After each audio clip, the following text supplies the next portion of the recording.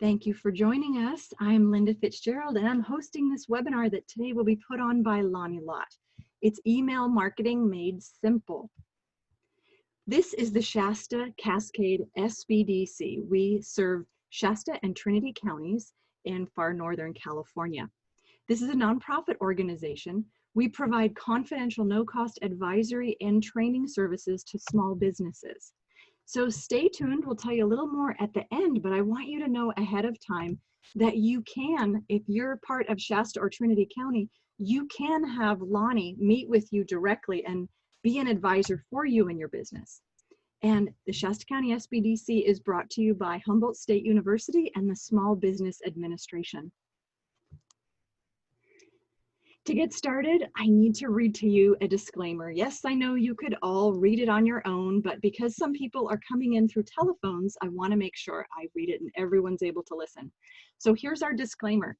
The information provided in this webinar and any supplemental materials provided to registrants are intended for educational and informational purposes only and do not constitute professional, financial, or legal advice. No registrant should act or fail to act on the basis of any material contained in this webinar without obtaining proper financial, legal, or other professional advice specific to their situation. The Northern California Small Business Development Center and its host, the HSU-sponsored Programs Foundation, specifically disclaims any liability, loss, or risk, personal or otherwise, which is incurred as a consequence, directly or indirectly, of the use and application of any of the information presented in this webinar.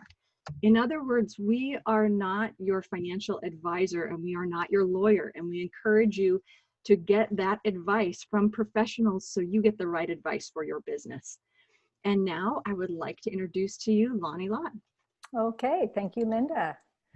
And welcome everyone. I'm very excited to be here today talking about email marketing.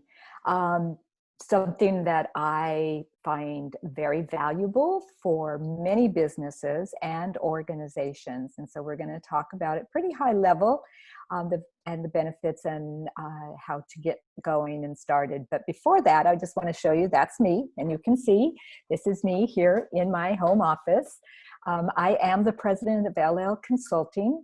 I have 20 years working in economic development, downtown revitalization, and providing advising services for most of the Northern California small business development centers. Right now, I'm on contract and have been for the last 8 years with the Shasta-Cascade SBDC and working in Trinity and Shasta County. I cover most aspects of business planning, feasibility, market research, startups, pre-venture, business growth, business succession plans. And then for the last probably 5 years, really gone much deeper into digital marketing, social media, branding, promotional strategies, all those fun things that we like to do with our business in terms of growing and reaching our audience. So that's a little bit about me. Today's webinar is going to be about email marketing. The importance of email marketing, why it is one of those strategies that you should consider in your overall marketing plan, how to build your email list, drafting maybe your first email marketing campaign, and then some suggestions of the type of content to be using during COVID-19 and beyond.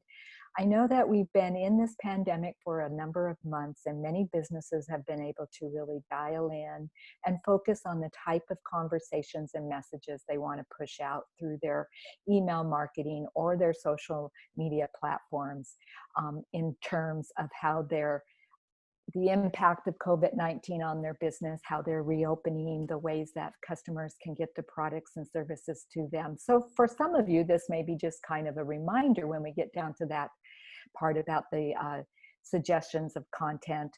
But I'm really going to focus today also, when we're at that part of the presentation, on how to start thinking about Q4, the last quarter of 2020, and developing your strategy, marketing strategy and promotional tactics, especially around email marketing, to really reach your customers during this very last important quarter of 2020. And then several times during the presentation, I do have a break for questions. And as Linda said, type them in your chat and then we will address them when we have that break. I'm going to go ahead and stop my video.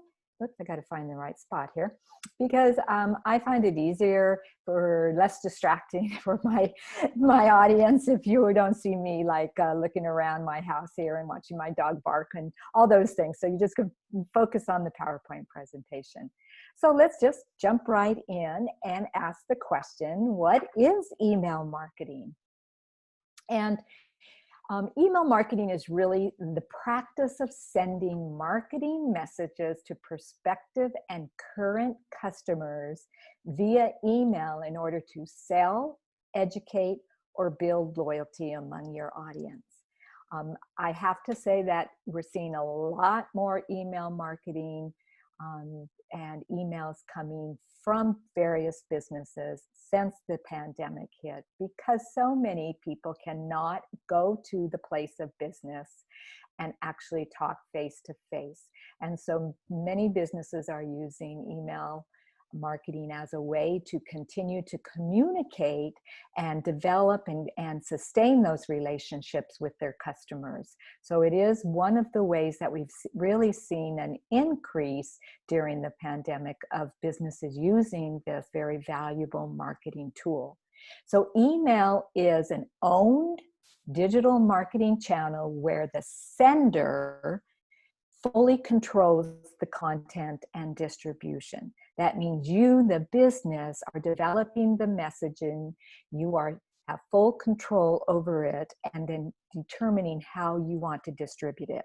Whether you're distributing it through a private email to a customer from your business, or you're using a third-party program and you're developing different email campaigns to reach different types of your market. For example, you may have a large local servicing clientele, and so you may develop email around that, or around just serving the local market. I'm going to turn my microphone up just a bit.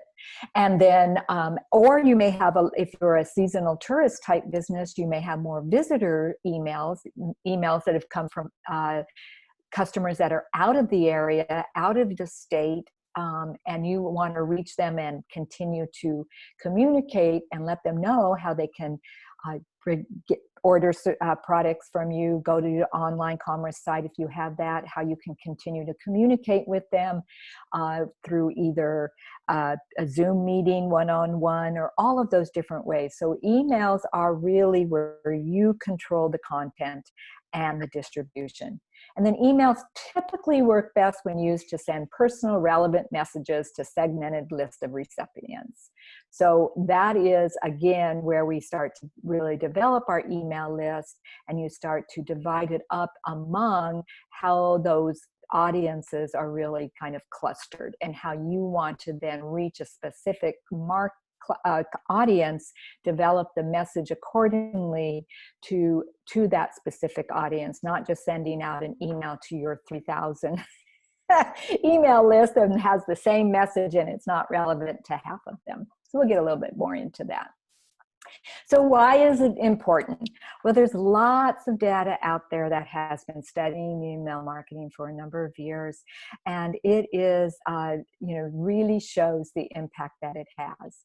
It's incredibly effective at driving sales, not only in terms of communicating the types of promotions and sales that may be happening, if you subscribe to an email list for let's say it's a more branded type of business like Banana Republic, that's one I subscribe to. They regularly push out what their sales are, what today only 50% off one item, or Old Navy is really good at pushing out a lot of them about today shorts are $5. So they're dropping into your inbox, and they're letting you know upfront what the promotion or the sale is. But even more importantly, for driving sales, especially for smaller, more independent type businesses or professional businesses, and even service-based businesses that aren't always offering a discount or a sale that every day, is just to stay on top of mind, right?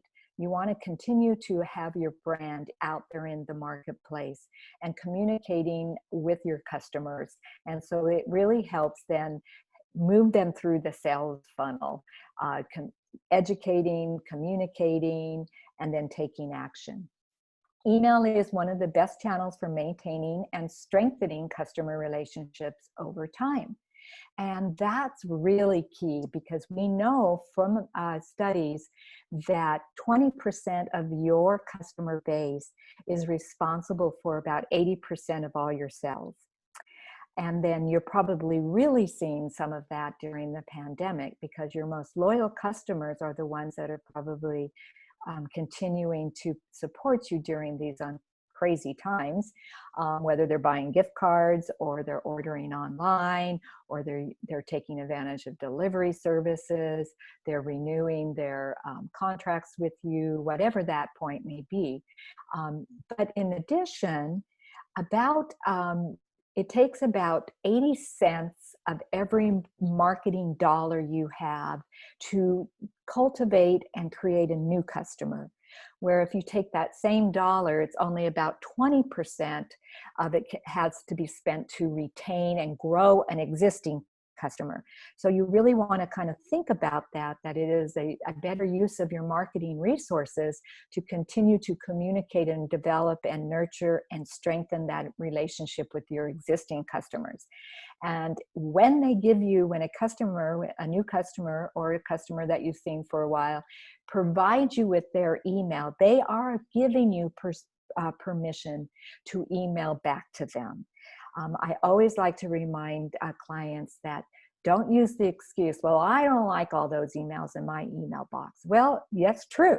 We can get a lot of them if we subscribe to a lot of them, and you can always unsubscribe, but never make that decision for your customers. You need to be on the end that is thinking about, how can I develop value? How can I develop and draft and push out valuable content that's going to strengthen my relationship with my customer through my email marketing strategy, which is a little different than social media platforms, which is very different than in-store face-to-face conversations, which is again different than some of your other marketing tactics that you may use. And then email isn't influenced by third-party gatekeepers. What I mean about that is, when you think about Facebook, your social media platforms, these are third-party programs.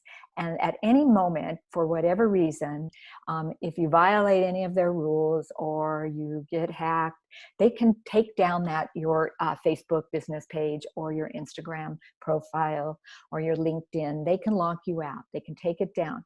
Your emails belong to you. They cannot influence or take those away from you. They belong to you. You collected that list and you own that list. And again, it adds really value when you think about trying to position your business if down the road, if you're wanting to retire or you want to do something different and you're getting ready to sell your business. Many times that email list that you've created over years and that consistent email campaigns that you've pushed out has value when you do sell that business. For example, my daughter had a Pilates business. She had a very robust email campaign, and it did have some blue sky value when she sold that business. It went with the business. All those emails became the new business owner, and he was able then to just pick up and continue to promote and market the business that he just purchased from my daughter. And here is on the right-hand side, what is the ROI? That means your return on investment of email marketing. And you can see that per dollar spent, email marketing, it has the highest return of investment than compared to some of your other types of strategies. And not that this should be the only one you use, because it's a balance. Every marketing strategy, tactic has a different reason. Some overlap, but this is one of tools that you have available to you to consider. Increased web traffic. So email marketing is important because remember, I always say, maybe you don't know this, maybe you're new to one of my webinars, but everything that you do around your marketing needs to drive the folks back to your website, because that's your landing page. That's where you want them to take the call for action. So when you use email marketing, many times, that's where you're pushing, most of the time you're pushing your customers back to your website to make a decision, a call for action, whether that's purchase from you, whether that's call, whether that's learn more about the business, because you have a really robust resource page, and then you want to talk about them, you're moving them through the sales funnel. So you really see that email marketing, when you're doing some regular campaigns, you'll see a bump in your website traffic. And that's what we want to do. We want to measure that increase into your website traffic. So on the right-hand side is one of the emails that I get. It is time for me to renew my business liability insurance, because I am responsible for carrying that for my various clients as a consultant.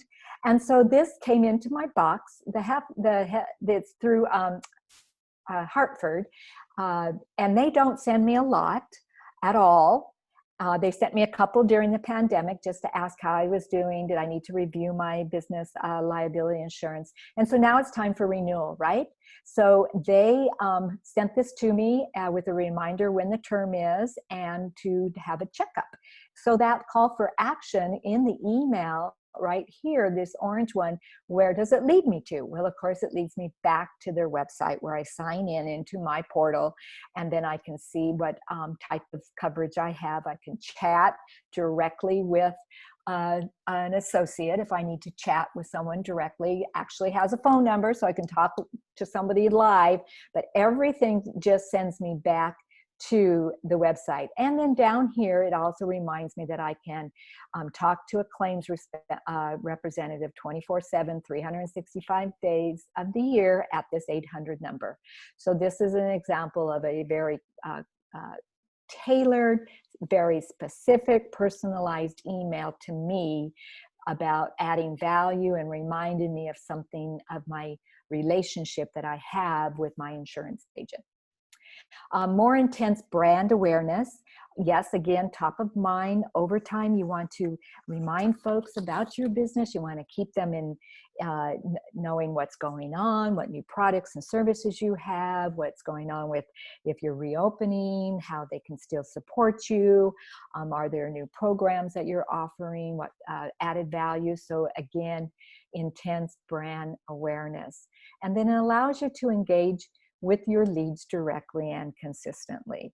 When you capture emails, that's your opportunity to then remarket back to them, whether it's through a personal email, thanking them for doing business with you, and to look forward to receiving your email campaigns, keeping up with what's going on in your business. And you start to then have that kind of conversation. And over time, it just, grows. Why is it important? I'm continuing on. There's lots of reasons. And some of these may be more relevant to your business and others not. Consumers prefer email. It's convenient, it's personal, and it's instant. Not everybody is on social media as much as most people are. So you want to kind of think about that. For example, my mother is in the more traditional generational age group. She does have Facebook, but she only has a personal page. She only uses it to see what her kids are doing and to see photos of us. So she's not really going to look at social media as a place to learn more about what kind of businesses are out there and who's, what kind of offers they have. She is more of an email person, and she does get emails from various businesses. She does sign up for a few. So they drop right into her email box. It's very convenient, it's personal, it's trusted, and it's instant. it's same for me, you know, same for everyone. You choose which businesses you want to subscribe to and receive. And I know they ask all the time. However, it is one of the ways that we are continuously on our mobiles or our desktops, our computers, especially now with so many folks working from their home offices or virtual, and that we are always looking at our emails. Most of us have our emails coming through our mobiles, so we're continuously seeing that. And when it's the right time, you do open and click through an email message from one of the businesses that you've subscribed to. That's our goal, right? Email marketing has a lot of features, especially if you use third-party type of email servicing programs. They offer lots of templates, announcements, and promotions, and newsletters, and personalized thank yous and polls, all kinds of bells and whistles. And then it is fairly affordable. Again, affordable by how, you know, investing in the type of email servicing program you're going to use, and does it offer you what you want it to do, and then are you going to use it? On the right-hand side, I'm hoping that everyone subscribes to the Shasta-Cascade Small Business Development Center e-newsletter. We push these out periodically. Emily is our person that puts them together, and they have always up-to-date current information, what's going on with new resources that are available during this pandemic, what new webinars are coming up, new opportunities that you don't want to miss about your business. And so it's just, again, taking the time, the SBDC is taking the time to put together this very professional email and delivering it right to your email box so that you can see very easily, very conveniently what's coming up in the next few weeks, so you can then make those decisions about your business. So from that point, it's great. Email marketing is great for organizations, nonprofits, organizations, to keep your membership up to speed about everything that's going on in their association. And trade associations that you belong to, yes, very key. You should subscribe to a trade association related to your industry so you can get some of that higher level, what's happening in your industry. And then also that content that is pushed out is something you can then share with your customers, whether you want to repackage it in your social media content, or you want to include it in one of your email marketing campaigns, that this is what's happening in your industry. This is the trends. It's kind of educating your customer base at a little higher level. So subscribing to emails not only gives you stuff that you can personally use in your business, but then it also provides you with some ideas of how to then communicate to your customer base a little bit more about your industry that strengthens your position in the marketplace. Okay, so when we start thinking about email marketing campaigns or an email marketing strategy, yes, there's one more thing we have to add to the list of everything that you have to do in terms of thinking about reaching, promoting and marketing your business. It is the most, I call it, the most fun, creative part of running your business. However, it can be a huge time suck. So we want to think very seriously about what are my goals for email marketing? What am I trying to achieve when I do my first campaign? If I'm going to go through all of this work to get emails from my customers, first of all, grow my list, ask them for emails, gather them, do something with them. What am I trying to achieve with it? So you kind of want to think about that goal, just like you think about your social media campaign. What are the goals you're trying to do with that? What are the goals I'm trying to do with my website? What are the goals I'm trying to do with my print marketing collateral? What are the goals I'm trying to do with my networking, whether that's virtual through LinkedIn or you're actually going to some social distance safe type of small events? What is the goal? So when we think about email marketing, is your goal to stay connected and or reconnect with your customers? because the messaging you're going to use for that goal may be different if you're just trying to sell a product. So especially we talked about email marketing and the messaging when the pandemic first when COVID-19 first hit and we had all the shelter in place happening and businesses were closing literally overnight. And a lot of the emails that we were recommending that businesses send out during that first 2 weeks, month, was to just let their customers know what was going on with your business, that you were okay, you were closed, but here were the ways that you could continue to deliver products and services and deliver meals, deliver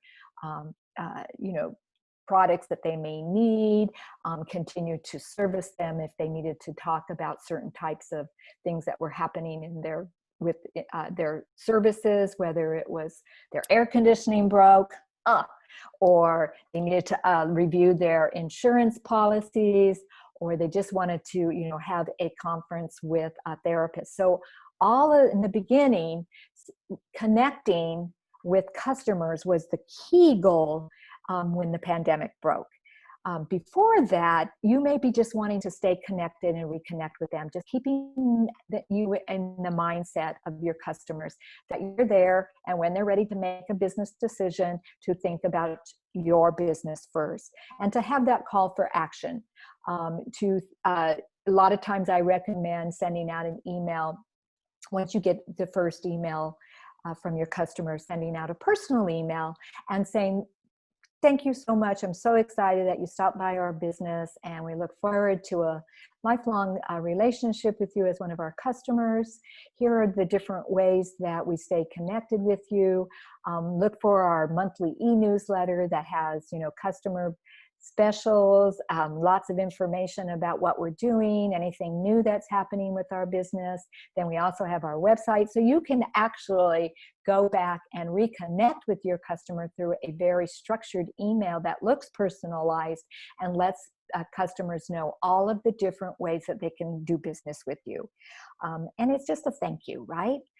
From the heart. Increase your brand awareness. On the right-hand side is one of my favorite businesses. I have a home in Phoenix. That's where I'm sheltered in place right now. And so this is one of my favorite independent businesses. It has been hard to find them out here in Phoenix. We have a lot of shopping opportunities, but very few independent businesses.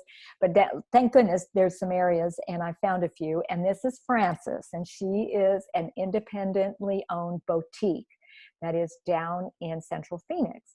And she doesn't carry a lot of products. She carries women's, a little bit of household, some men's, but women boutique mostly. And then she carries name brands like Tom's Shoes. She'll carry some Free People. Then she has private labels, but it's a really cute little tiny store. Tiny. I'm not talking very big.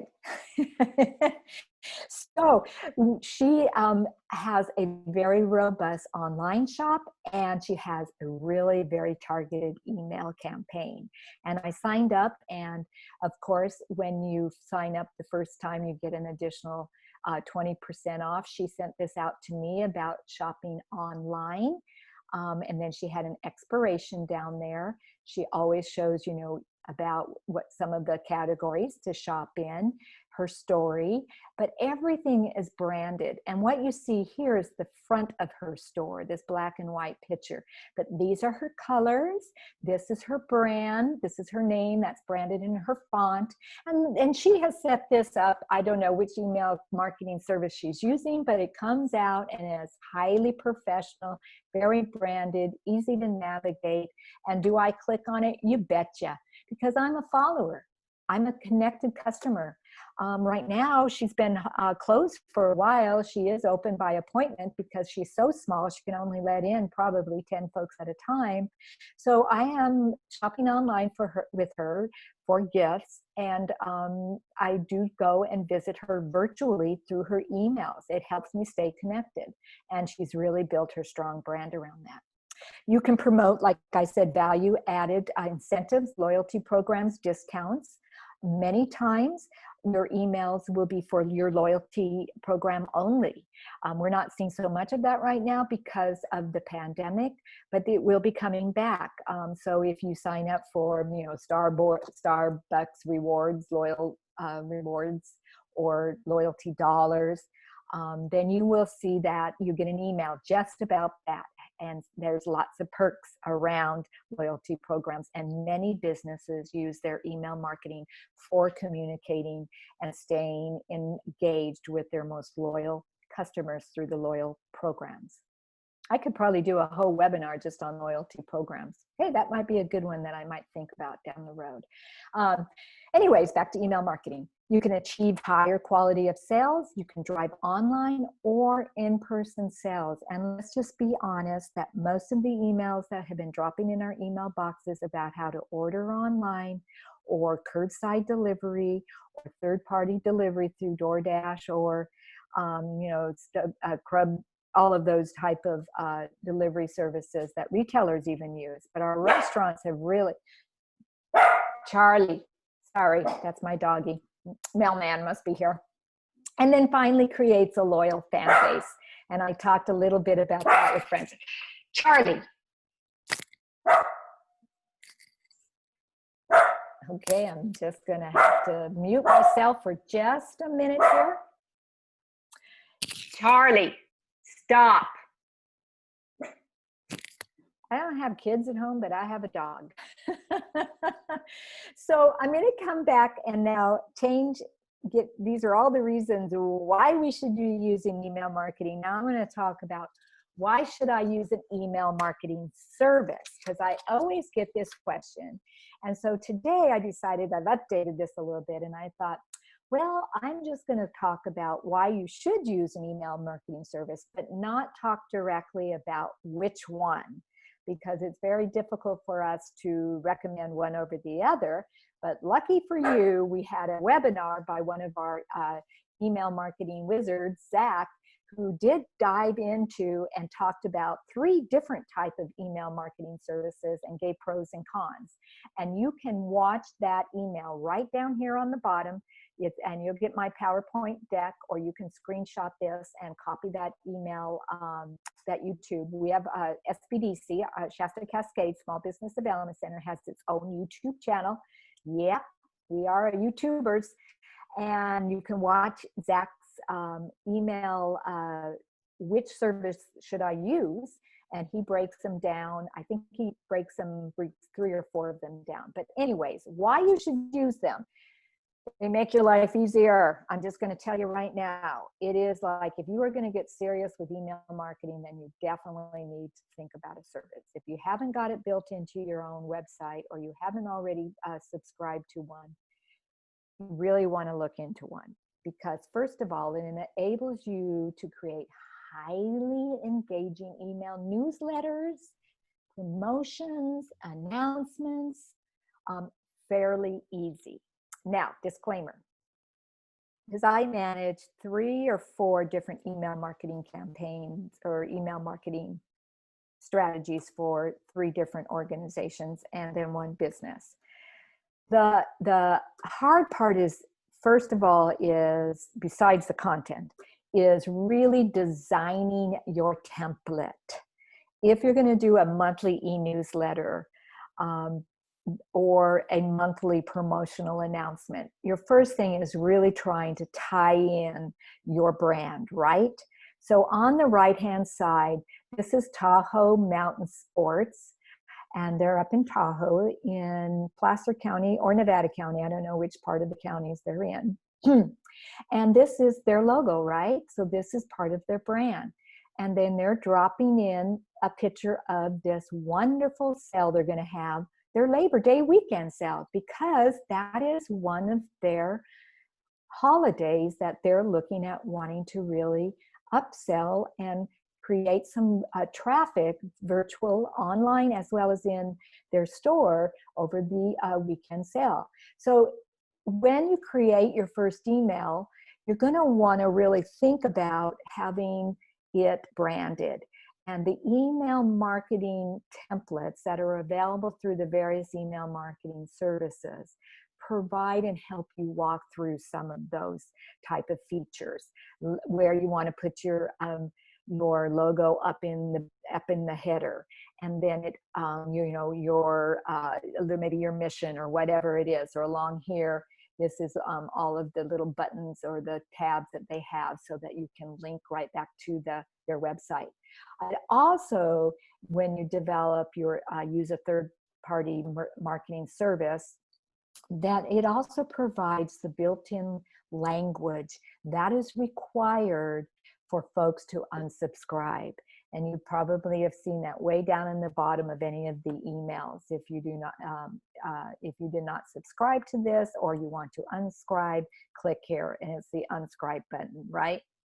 So that is one of the other values or features. Lots of different features, lots of different colors, lots of different fonts, place to upload photos, where it stores it for future use. You can do links to PDFs. So there's all kinds of features that each of the email marketing services provide, and it just will make your life so much easier. You can send bulk emails that are personalized and targeted without a lot of work.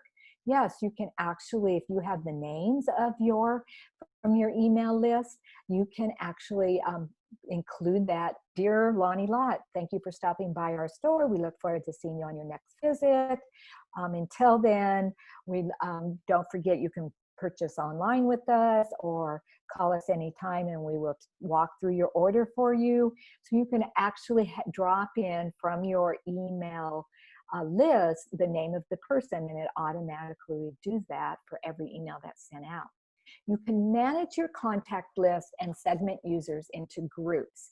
So first of all, when you use a third-party program like MailChimp or Constant Contact, that's what I'm talking about, an email marketing service, your emails that you upload into that service do not sit on your hard drive.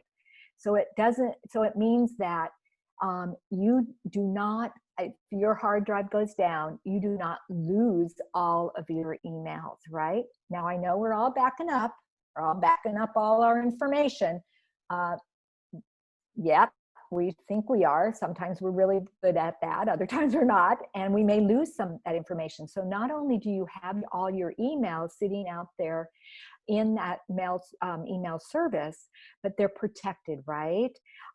And if you have anybody else in your business that you kind of want to have them take over doing your email marketing for you, then you're able to give them the login, and they can go in from their computer, go into the email marketing program and actually design the email. So they don't have to wait and do it through your desktop. You do want to always make sure, if you're using an email marketing service, that first of all, you have permission. You're not buying lists, because that's going to be a red flag, that you have permission to upload them. And then, you can upload them through Excel or a CVS, and then you can also download them periodically and save them. So your emails, then you do have them. The other thing about the email marketing services is that you can segment them. That means you enter them, and then do you want to create a list or a segment into a specific list, a specific, let's say, separate group, so that these were people that visited the store and were interested in our Labor Day sale. These were emails that we got from an event when we were out doing an event back in the day when we could do events. Let's say you are a vendor and you go to some crafts, you're a business and you go to some craft fairs and you get emails, and you can say, okay, these were the ones that I met and gathered when I was over in Tahoe City at their big arts and crafts fair, so that then you could send out an email to them thanking them for stopping by your booth, reminding them that you do online sales, and that you're going to be back in these different parts of the country to make sure, if they're visiting, that you'll stop by your booth. You'll be booth number 34, however you're going to want to do it. So really, I'm talking very high level. I'm talking very quick. I know, and I'm hoping I'm not losing everyone, but it is a powerful tool, is all I can say. once you get it set up. Once you get comfortable with it, just like so anything else that we are, just like social media, anything else you're doing yourself, or you're having one of your employees helping do it, it is yours, and you have to do a lot of some of the heavy lifting to get it so that it's brand supported, and you understand it, and that you have the right emails and you're sending out the right messages. It does track the performance of your email marketing campaign. So if you send one out and you are wanting to announce your online shop, you can go into the back end of your email campaign for that specific campaign and see how many opened.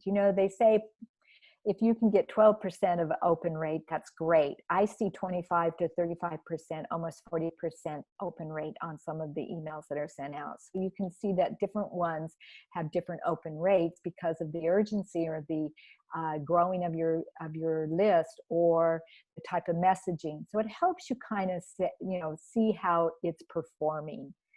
And you can also see who unsubscribes. And if you have an email that was sent out and there was a lot of unsubscribers, then you can say, oh gosh, this might have been too salesy, or maybe I missed the mark on this. Why did so many unsubscribe? And kind of help you kind of think through some of your messaging. And then finally, it ensures that your email campaigns don't end up in the spam folder, because they will if you just send one out without permission, or you send out a bulk. Often they'll end up in that spam folder. So again, those are the reasons why you should use an email marketing service. This YouTube down here, if you link on it, it's about an hour and a half long. Zach is a great presenter. He'll walk through the 3 or 4 different types, give the pros and cons, and then he answers a lot of questions too, just like we will here with this email.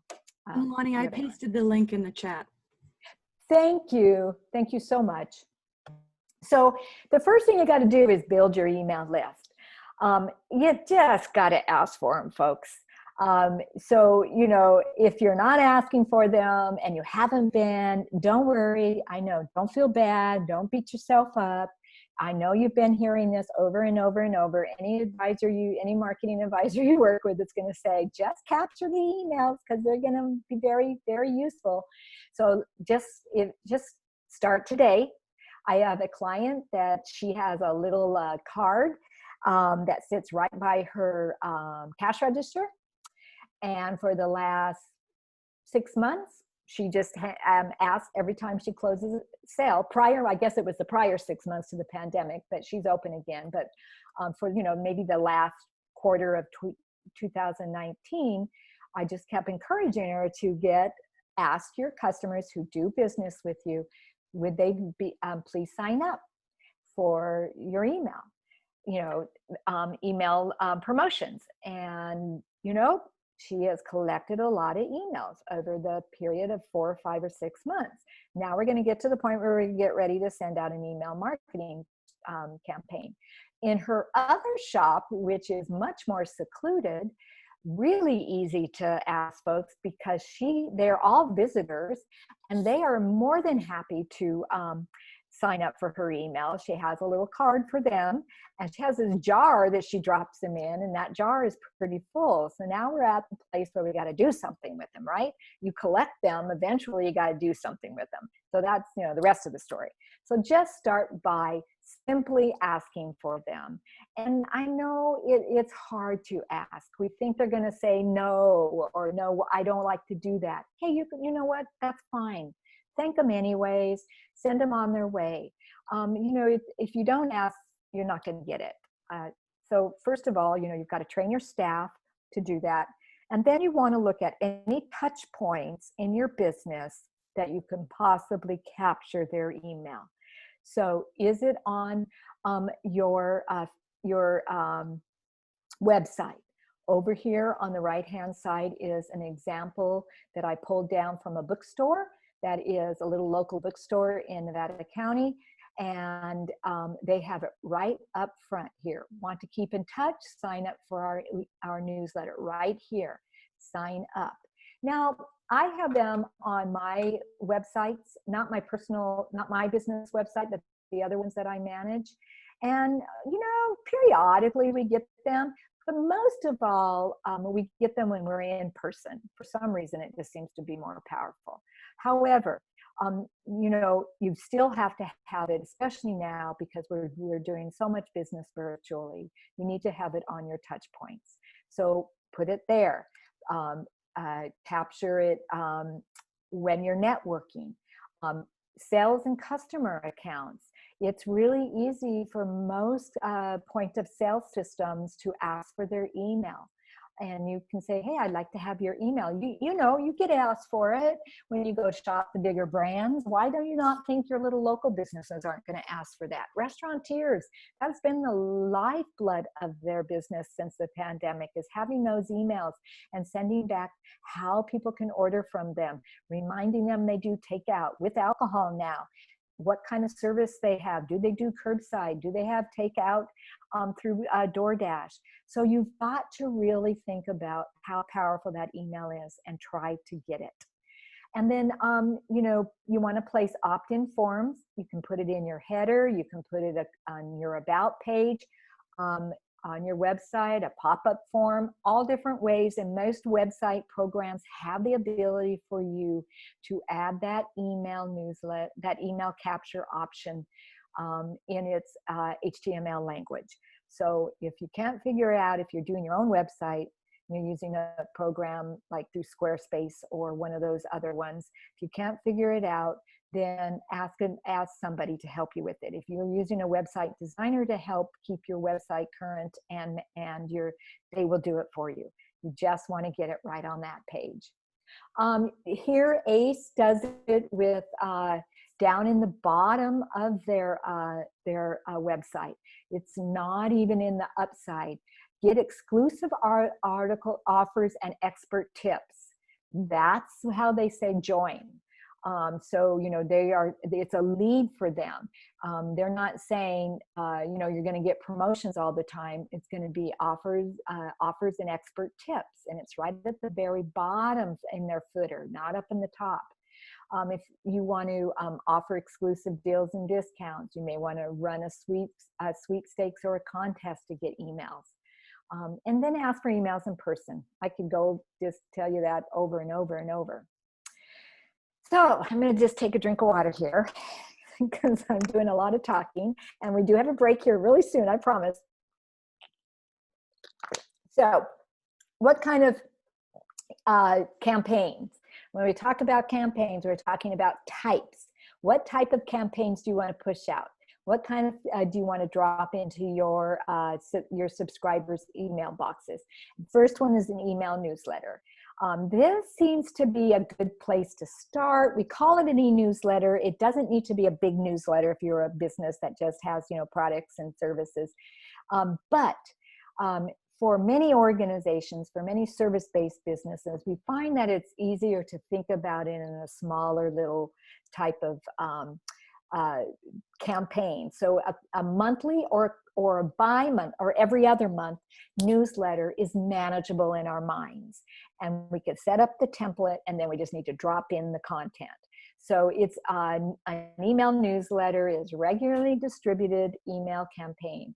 And the goal is, if your goal is to keep in touch with your existing customers, this is a really great one to think about and start. And built into your email marketing newsletter can be your promotions for the month, can be a description of your online or your social commerce site, can be showcasing highlighting one of your employees. It can include all of that. So it's not just newsy, but it gives you the ability to do a welcome and an update about what's going on in your business, especially during the pandemic times. People want to know. Don't assume that they are always seeing everything about your business in your social media. And the e-newsletters are a way to be a little bit more personal and go a little deeper. And then drive them back to your website if there is more F&Qs that they have. So use a familiar from name. These are some tips. Break your newsletter into chunks, just kind of I talked about. Add appealing images and visuals for every piece of content. every piece of e-newsletters that are most effective are not just ones that are a bunch of narrative or text. Engaging visuals, maybe a link on a video. You can do videos and embed them in your email newsletter. You can also embed in your email newsletter a URL so it links it back to where they may know more, find out more about that. Let's say you're cross-promoting a fellow business, which we want to do these days because we want to see all of our independent fellow businesses survive. So maybe you're going to showcase one of your fellow businesses that are in your downtown community.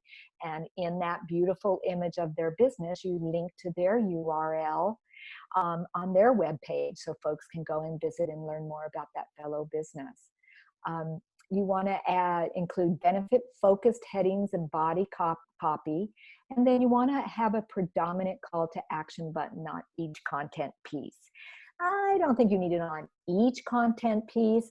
Maybe I would say maybe 2 out of 5 you would want to do. Because you may not want to say, shop with me, shop with me, shop with me, right? Maybe that's not, I know that's what we want people to do, or call me, call me, call me, or set appointment with me, but you want to kind of be sensitive that you don't want to just have it really repetitive all the time. So that's your newsletter. That's a good starting point, especially if you're an organization, to start. To kind of put it into your mindset that this would be a regular thing, and I could structure my content and think about my content on an every month basis, and I would have them drop it in. And that template stays in your email marketing servicing program, so you can just then update it each month. A marketing offer is essentially any campaign you send with the goal of driving a direct response, right?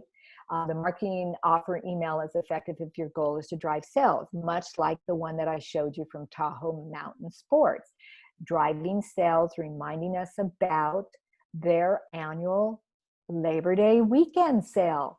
And in that email, when it is also going to tell me if I can't make it up to Lake Tahoe, because I'm stuck over here in Phoenix, let me tell you, I surely wish I was by Lake Tahoe right now.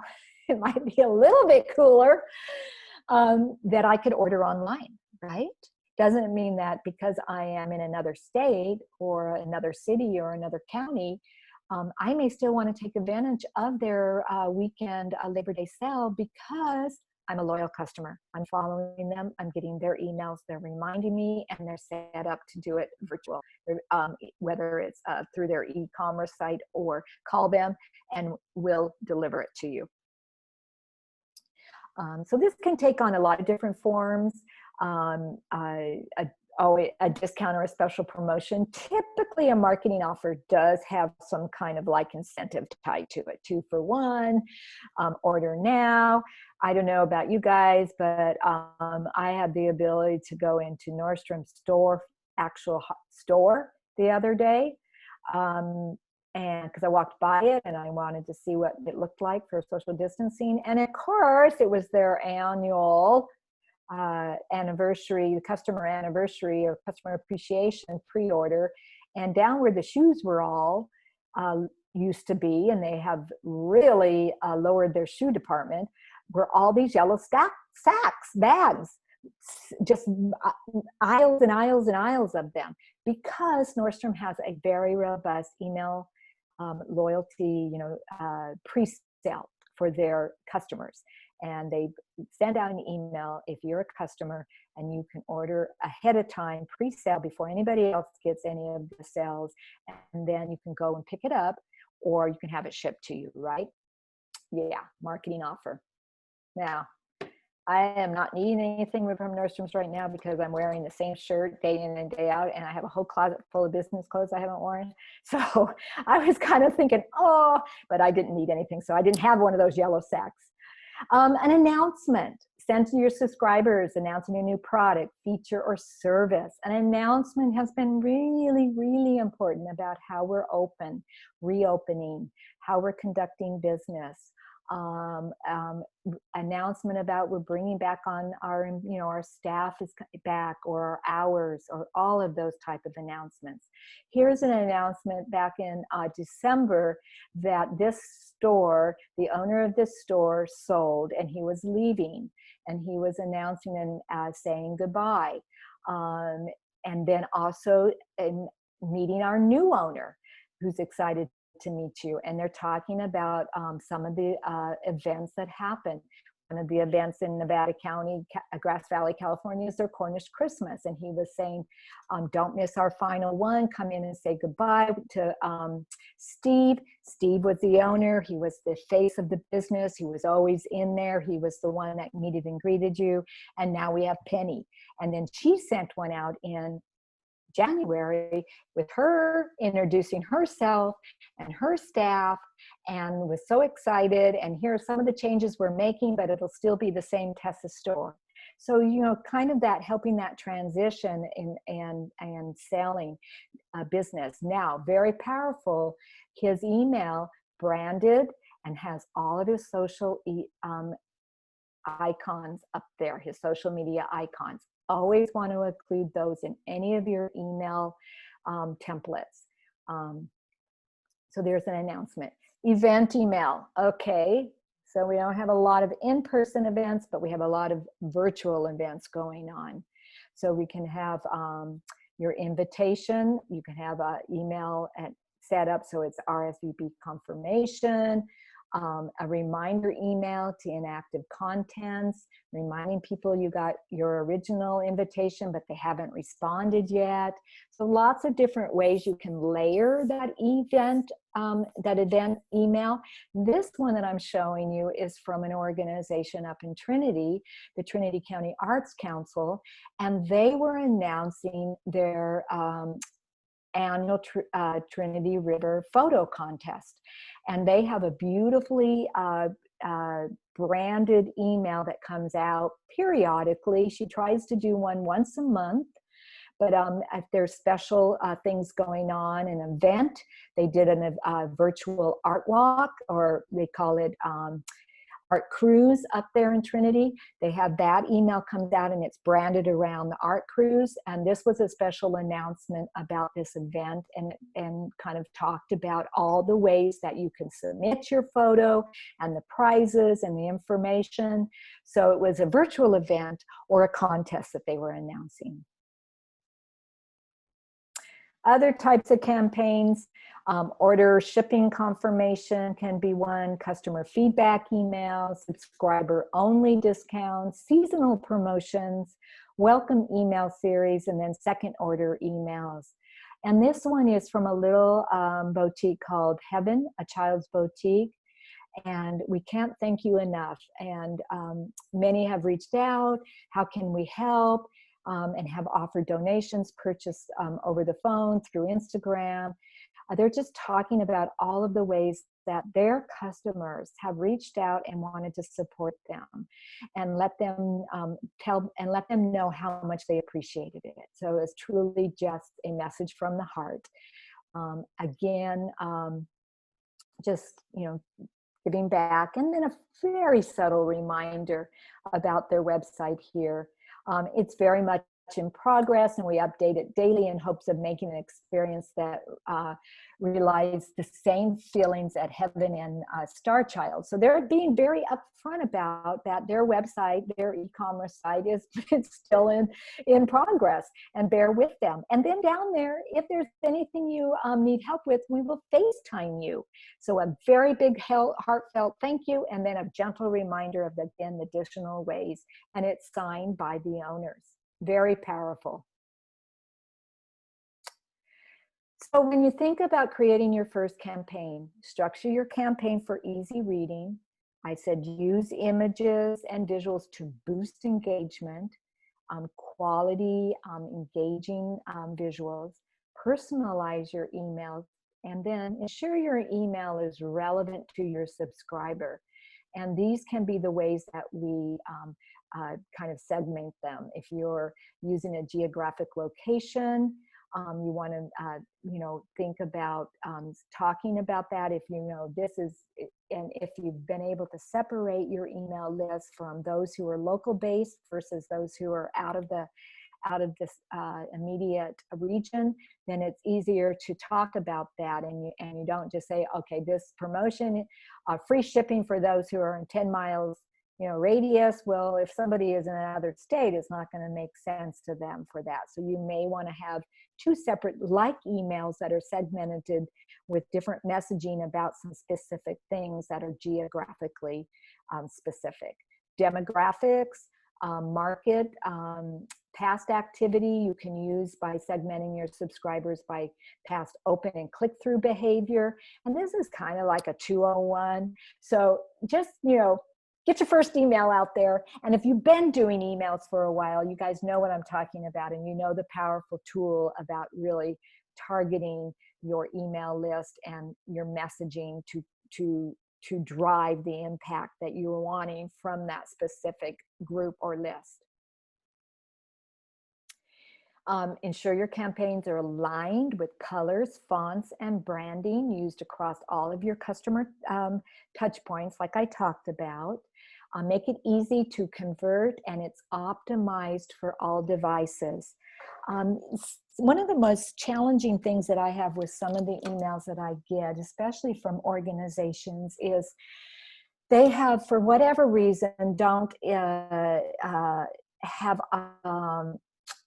what's the right word, turned on the feature of being able to see it in the browser. So if you're having problems seeing this email and you want to see it, link on here to see it in your browser, or because as a person that wants to share maybe that email, I can't just share it if they're using a third-party service like Constant Contact or MailChimp, unless that feature is activated.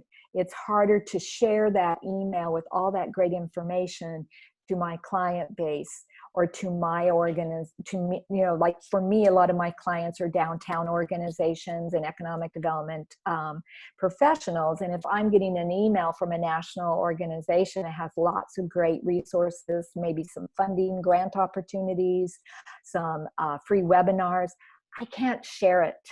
I can't just put it in my browser and develop a social media post and say, this great email came out from the National Economic Development Association, has a lot of great points that you may want to consider when you're thinking about your economic development plan this year. I can't just do that easily because they haven't activated that share button. And some businesses just don't want you to share it. So it's a little harder to play forward the information. And most of the third-party, email marketing services have the ability for you to view it prior to sending it out, so you can see what it looks like. Make sure you got all the fonts right. If there's little glitches in it, especially with different browsers that you're using. And it also has, some of them have the ability to see what is it going to look like on desktop versus on a mobile. And when you're sending out emails and they're looking at them on their mobile, if it's pages and pages and really long, they're not going to read everything. That's why you want to shorten the narrative and have a link where it drives into your website, or it drives into another place where they can read more about it, whether it's an uploaded PDF or something. If it's just miles of text, and I wish you could see me right now because I have my hands, like miles of text on your phone, they're not going to read it. It's not going to be as effective. And then you want to strategically time your campaigns, how often and what time is important. Emails follow a promotional or editorial calendar. Planning your campaigns helps you avoid waiting too long between sends, or worse yet, flooding subscribers with too much content. And I say, try to think, if you're going to be wanting to build a strategy, an email marketing strategy that's going to have some consistency with it, is going to meet some goals, it's going to grow over time, you're going to be excited about, it's going to communicate, it's going to promote, you got to do one at least monthly. At least I didn't say 3 or 4 times a week like I do with social media, right? At least try to think of one monthly. Some organizations one that I manage for, we send it out quarterly because we just don't have that much news. We're not selling any products or services. We're basically educating and lobbying organization, and we send out a lot of alerts when legislation is open, and we're trying to communicate, you know, what any of the bills that we're trying to support. But regularly, just, you know, up to date news to just kind of stay in contact and then remind them why we like them to be members or donate, quarterly. But for businesses, you have enough going on, you have offering enough, you could do a monthly, some type of email campaign easily. So send out more promotional content. This email, this slide here is just telling you, giving you some ideas of the kind of content and information you could provide in your email. Company information, product update, value-driven content like industry studies, survey results, people-focused content, support information, event information. And then down on the bottom is a link, and maybe Linda could copy that and paste it into the chat. This is something I found online. I really love it. It gives you 50 content ideas for an email newsletter. So it breaks it down even into some specific industries. So that's a good resource to have. Yes, just Linda. to let you know, because of the way you're sharing your screen, I don't have the ability to copy that link. So okay. What we'd recommend to people, if you want to go back to that, what people can do if they want to is take a picture of it with their phone. Sure. And then they can type it in later. Otherwise, they have to go find it. Yeah, that's okay. And then they could also maybe get the PowerPoint deck after the presentation too. I know we'd sometimes send that out. So, okay. And I think, Linda, my next slide, thank goodness my audience is probably saying, it's about time. Questions. We definitely have questions, Lani. Okay, let me go back. I've got quite a few queued up here. There was a phrase that you used earlier, Lani, quality of sales. Can you talk a little more about what that means? When you're doing email marketing, you're sending out reminders about what you have, your business. You're doing it in a very quality focused email. It's branded. So it helps with folks that subscribe to emails, your emails. You will see probably an uptake in those customers buying more from you in sales, quality sales. It's going to be more of the type of, it may upsell, because maybe in your email you're talking about some type of value you're added with this new type of product or service you're offering your customers. And sometimes quality sales means you're upselling them. So you're going to see a rise in the type of sales that you have, whether it may be more or it may be higher valued products, because you're going to be communicating out more often in an email about the types of products and services you offer, the type of services that you provide, maybe, you know, the type of warranties that are there. You're helping again send out value content that's educating your customer base to be able to make maybe more quality sales. I hope I explained that. The next question, Lani, how do you organize and keep track of your email addresses? That's a great question. I'm going to take myself off the video so you guys can see me. So you can see me laughing at myself. So when I am doing email, when I'm in person, and I'm at an event, I'm networking, or actually have a booth at an event and I'm promoting my products or services for my organization that I'm representing or for my own business. I don't do too many type of booths for my own business. So you get cards, right? You get business cards. When we're networking in person, we get business cards. Or we have a sign-up sheet. For example, the nonprofit that I represent, and I actually do to tabling, I have a sign-up sheet I said, we send out, I'd love for you to sign up. We send out email blast when we're in legislation. And now you got to remember, I'm in front of the audience that is interested in that type of activity. When businesses are out on doing an event where they're, let's say, in person and you're vending at a craft show or a trade association show, you sometimes have the ability to do a raffle or to do a giveaway gift basket, and you say that we take your cards. So you're getting all these cards or these names. If you use Eventbrite for any of your virtual events, they give you the emails. So you're getting them that way. So the way that I keep them organized is, well, first of all, you need to make sure that you've got the information on whatever source you're going to be capturing that segments them the way you want to, whether that's a zip code or whether that is an address or whether that's by the event or by whatever way you want to make sure that you can group them together, that you're capturing that information, because when you turn around and you're going to input them into your marketing services database or you're creating the Excel, that's how you're going to do it. And so it's a kind of, if you have business cards, it's going to be manual. If you can do an Excel and you can put first name, last name, address, zip code, event, email, and then you upload that into your servicing program.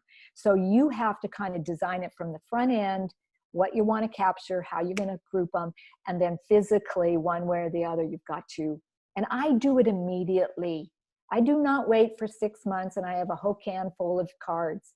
What good is that going to do me? Because if I'm doing a monthly newsletter or a monthly announcement, I want those emails in my program right away. So that's how I kind of organize. It just depends on what touch point I'm going to get them at, whether it's from an event, from an actual sign in. If you have a bricks and mortar store and you have a list there going, maybe you take that list and update it monthly. But just make sure whatever way you're doing it, it has the information so you can group them accordingly.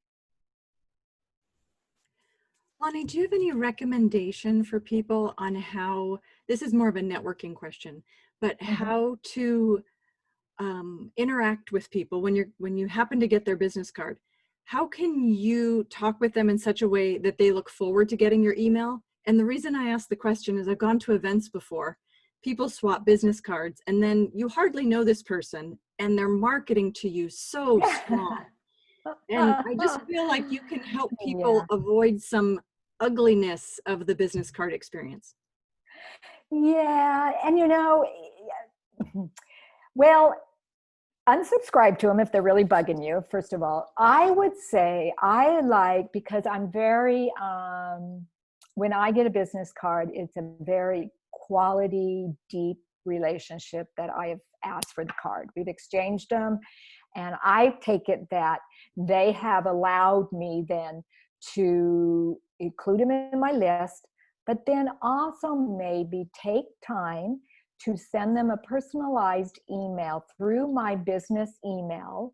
Hi, this is Lani, and it's coming from Lani at L-L Consulting, coming directly to them. It's personalized to them. Just really enjoyed meeting you last week at the virtual event or the chamber networking event. I'm very excited to, be part of this this organization. I look forward to some of the resources that they provide. And I just wanted to, reconfirm that I'm going to add you to my list. And also, check out my website. And I can't wait. Maybe we could get together next month over coffee to talk about how we could collaborate. So you got to kind of put it in that mindset. Some folks are just hardcore salespeople and they just have a product and they just need to go through the numbers. But that may not be you, right? So you want to develop more of a networking relationship. So, you can be very choosy about how you use business cards. And then there may be others that you gather. Let's say you gathered 20 of them and you put them in your list. And then maybe you follow up with a couple emails from those that you felt unsubscribed. And you can send them a personal email and say, hey, I noticed you unsubscribed. Was there any reason why? I didn't mean to, I hope I wasn't that you just don't have interest in our product or service. Was there anything that I could do better? Sometimes we're just so darn busy that we forget those kind of checkpoints, right? That's why you got to look at your performance and your insights or your back end of your email marketing program and see how your emails are performing. What was the click-through? What got double-clicked on? What kind of content are people that are in your list really interested in?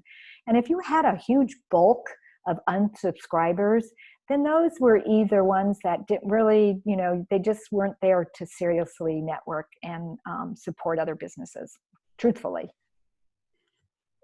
I like that response. I love that you focused on the relationship and not just the card. When I see people leaving an event all excited for, I have 14 cards. It's like, yeah, but how many of those are relationships?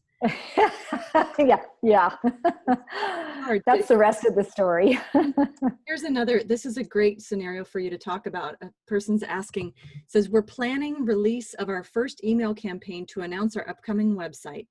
Is it okay to send an email teaser first, then follow it with an announcement email once the website's actually up? There's probably around a 2-week gap until our website goes live. Could you please give any recommendation on what's the best layout for such announcements? Oh, I love that. Yes, and yes. Do that. Put, build the excitement and be proud of it. And you've worked really hard to get the website up. And it's not a small accomplishment at all. So you, again, just have that announcement and have it, maybe consider doing a little, if you want to do this, if you want to show the owner behind the business, you can embed a video. You could do a video and you could have you, the business owner, or the whole team talking about, we're so excited, we're going to have our website up and going, and we're really looking forward to being a valuable tool for all of our customers that are out there. Thank you so much for all your years of support. You're going to watch for it. We're going to be sending the announcement in a couple weeks, and we want you to go check it out immediately. If that's the right personality. So think about, as you do starting and launching your email marketing strategy, you're starting to create the personality of your email personality, just like your social media voice, right? So you want to kind of have that tied into your email personality or your email voice. So structure that accordingly. Make sure that you've got your good brand, your colors, and then personalize it. If it's just the business and you don't want to have the folks behind it coming out and talking about it, then just say it in some, positive, forward, honest, transparent, that we are so excited, and in 2 weeks you get to see it. We're uncovering it, play with it. But just have it kind of in your personality and your business's personality come forward. Hope that helped. Thanks, Lani. I just posted a note. If people have questions, feel free to send the question to me. I am Linda Fitzgerald, and I'll be glad to pass it on. Okay, so I've got to ask the prior question, said thanks a lot. That was very helpful. Oh, good. So I've got a couple more slides to kind of whip through. And so should I go ahead and continue on? Yes. Okay, so I'm going to stop my video and start my PowerPoint. Okay, so the first, when we think about oh my gosh, how do I keep track of all of this? I've got, a business Facebook page, I've got Instagram. Now she's telling me I need more marketing. I have my website, I have a storefront, I do some events. It's a lot, right? Never said promotion and marketing was a single source. So this is kind of, and I put this together for you guys today. I kind of updated it just specifically for Q4 as we call it. And for most businesses, many businesses, a lot of restaurants, of course, are retailers, some service-based businesses. This is one of the quarters. The last quarter of the year is very important, and it's going to be very different this year. of course, because of the pandemic. There's a lot of unknowns. But at least we're ahead of the game, and we've got some of our ways that we're delivering products and services and communicating with our businesses, our customers, excuse me, in place. So it's not going to be as difficult as if the pandemic just hit tomorrow. So this is kind of what I would say is think about creating a content roadmap for Q4. And across the top, I just put September, October, November, December, and then I put the pandemic in there, just so you can kind of always think about how you're continuing to remind folks about how to do business with you during the pandemic. And then under here, I just put a couple of the type of holidays or events that happen in that month. And it may not be relative to you. You may need to go in there and do it differently. You may want to plug in like national in September. Let's say there's national, I don't know, love your cat day or something. There's a national day every day of the year celebration. So you may want to add and play on one of those. So I just kind of added under each of those months, kind of a couple of the holidays or events that happen in that month that you might want to think about building some content around and pushing out in one of your marketing strategies. So I put business Facebook here, and then here's the email marketing campaigns. Oh, I should put Labor Day promotion there, not just labor promotion. It could be a labor promotion if you're laboring to get your first one out. So see, honestly, under September, I put Labor Day. And then maybe for your email marketing campaign, you may want to do a Labor Day promotion. For October, you may take a video of an annual party, a harvest or Halloween party that's here, and you may want to include that in your campaign. Some of these things are left over from the other content I did. So this is really just helps you kind of think through, what do I kind of content and do I want to do for my business Facebook page? What do I want to do for email campaigns? What do I want to do for Instagram stories? If you have an Instagram, if you have a storefront, your website, and then if you are involved with the chamber, downtown district, or even your strip mall that does some maybe events or planned promotions, some ideas, and then you just want to kind of align it. Whatever way you do it, I'm just trying to help you think it out in like a kind of forward thinking in the next 4 months.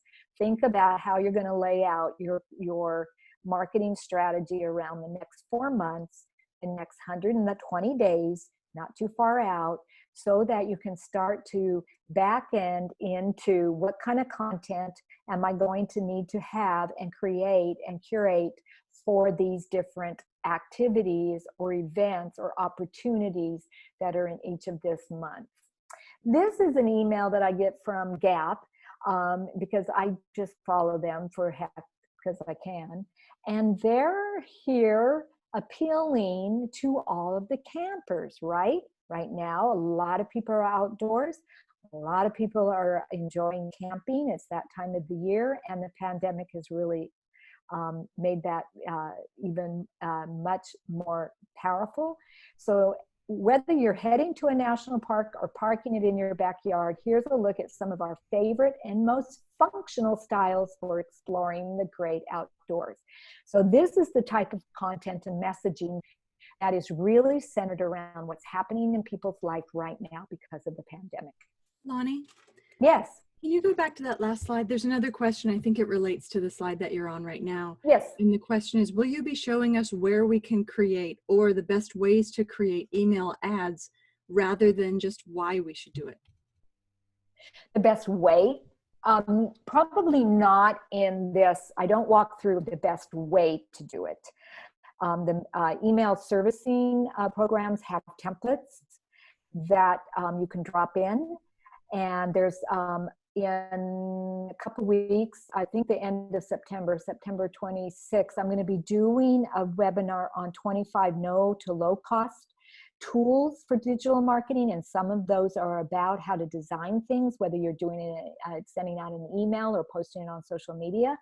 But for the most part, if you go into one of the email marketing services like Constant Contact or MailChimp and just poke around, they have a lot of templates, a lot of examples that you can look at for helping design it. But I'm not going to walk through that today because we only have an hour and a half. If I did a 3-hour webinar, yes. And then that's also something that you could link up with your, if you're in our territory, the Shasta-Cascade SBDC's territory, either in Shasta or Trinity County, or there's at the end of the slide, Linda will give you a link. There's a small business development center in every state and mostly every region. And you could probably contact them and link up with one of their marketing advisors to help you with maybe that specific need.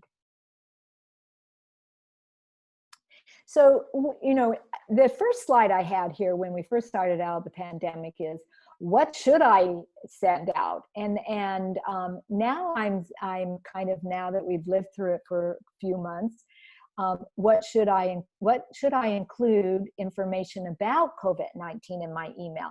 Because when email first came out, it was just like, you know, better send one out right now about everything that is how you're closed or open.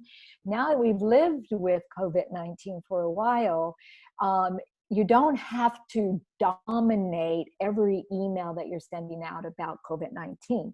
You just need to subtly keep folks up to speed of any changes that are happening because of COVID-19. If you're able to reopen and you have limited hours, you just may want to put that as a reminder in the bottom of your email. If you have services that have changed, or you're offering additional services because of the pandemic, then you want to make sure you include those. If you are positive updates about your business, welcoming back your employees, new online shop, and then, you know, you always kind of maybe want to talk again about how you're following the World Health Organization's guidelines, your county guidelines, your state guidelines. Subtly, it doesn't need to be the first thing out. Maybe you move it to the bottom of your email now, or you say, for all of additional information about how our hours and our COVID-19 protocol, health protocols, link onto our website. And maybe on your website, you have a full page of that. That's more appropriate than maybe always having it in every email. The email here on the right is from my CPA, and this is what they sent out to us immediately when the CARES Act was passed back in March. And so she sent out 2 different emails, one for the CARE Act summary for businesses, what that meant, what might be changing in 2020 for businesses to be aware of, some of those areas, and then individuals, right? Because there was 2 different aspects to the CARES Act. And so, you know, she does not send out emails ever. My CPA sends one email, and it's a personal email, and it tells me that it's time to get ready for tax season, period. And if I don't have my tax stuff to her by March 19th, forget it. So me getting this email was quite helpful. And actually for me, it added a lot of value to what I pay each year to have my taxes done by her. Not only because she's great and she helps me with, you know, staying in compliance with IRS, but help me really, you know, understand a little bit more some of the impact that CARES Act had. So that's an example of something that was really key to me from a service, one of my service providers. Ways to make your COVID-19 email more effective. Think about using words and messaging like help or kids. You know, you may want to only include, it's still sensitive, that you include content that's generally from the heart. Keep it concise, informational, counseling existing campaigns that don't make sense for these times. That was kind of something I said back in April when I did this. It still may be relative to you. Soft sales, not hard selling. And monitor your deliverability, your matrix, how much is getting delivered, who's really opening this. I love this Mountain Sports little email that came through. Mountain Sports is a sporting good place up in Flagstaff. Obviously, I have some kind of like interest in outdoor sports, even though I haven't done any for a while. But anyway, they're really honest, and they were talking about they've elected to remain closed to in-store shopping for the time. And this was put out in March, right? But I just wanted to kind of give you that as an example of coming forward saying, you know, we're decided to stay closed. It was a tough decision for us. But they have their online store, and now they've reopened and they've had other announcements. But I really like this. And then they have their call for action button right there. And it was very personal, and again, signed by the owners. So the back end of your email marketing strategy, and I see we're out of time, I'm going to go one more minute. Thank you, everybody, for sticking here with me. Is you want to measure your success. You want to look at your list size and growth. You want to look at your open rates, your click-through rates, your share, and then revenue. Are you seeing some uptake in your revenue from your resulting from your email channel? And some stores will see up to 20% uptake after they have a consistent email marketing strategy, or pushing out regularly to segmented audience, that those folks are really increased from that certain market. And there we are at 11:30. Oh, you guys, I just really want to thank everyone for hanging in there with me. I know I covered a lot of information. Email marketing 101 is not a subject that I could just cover in an hour or hour and a half. There's a lot to it, but it is a powerful tool, and I would recommend that you just continue to look at it. Figure out when's the right time for your business. Number one, just get your email list going. Just start collecting those emails, and then just start jotting down in a book, in a journal, in a notebook next to your business, ideas that come to you about emails that you could be doing. What could be some of the content?